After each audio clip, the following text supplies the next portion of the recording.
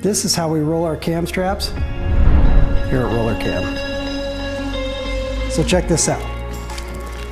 Start by taking your cam strap and slide your fingers across the webbing. When you reach the end, feed your webbing through the bottom part of your Rollercam. When you feed it through the cam, make sure to leave enough room that it can wrap back on the rolled strap.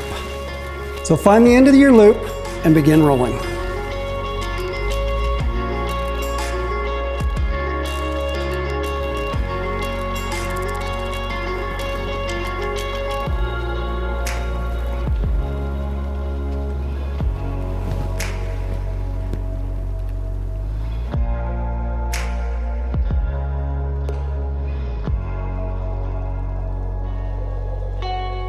As they say, once you've rolled with Rollercam, you'll never go back to the way it was before.